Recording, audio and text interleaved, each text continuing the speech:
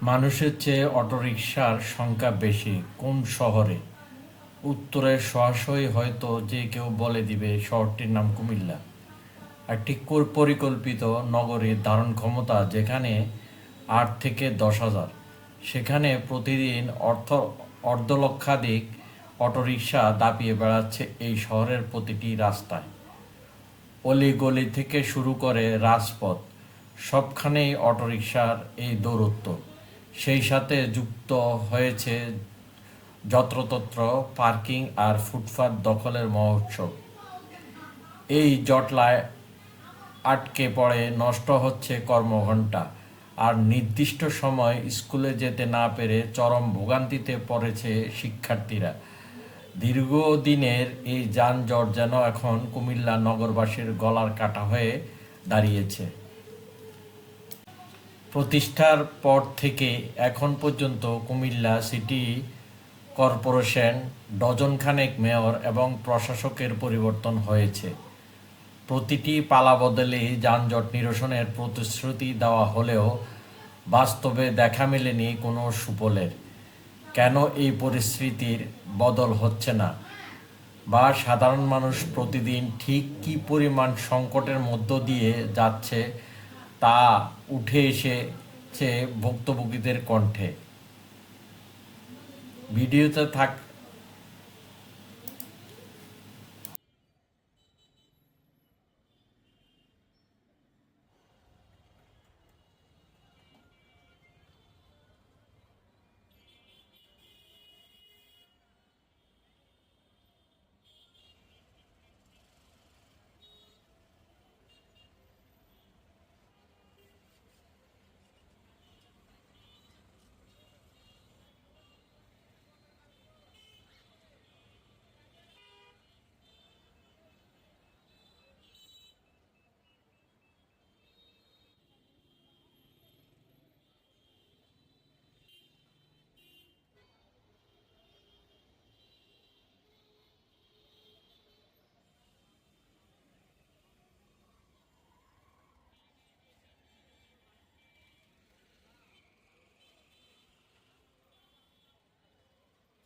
আগে কিন্তু এত এরকম হইতো না। এই অটো রিক্সার কারণে কিন্তু এমন যানজট হয় আর কি। যানজটে তো সমস্যা হয়, অনেক সময় দেখা যায় যে বাচ্চাকে মানে কোচিং এ দিতে একটু দেরি হয়ে যায়। যেমন আপনারা এটাই দেখতে পারেন, এই জায়গাটা একটু ছোট, প্লাস সাইডে অনেকগুলা দোকান দিয়ে রাখছে, যার কারণে এইভাবে অনেক জ্যাম সৃষ্টি হয়। রাস্তা পার হতে একটু ভয় করে, অনেকে আঙ্কেলদেরকে বললে একটু দাঁড়ান, ওরা দাঁড়ায় না, উল্টা আমাদের উপরে গাড়ি চাপাইয়া দেয়।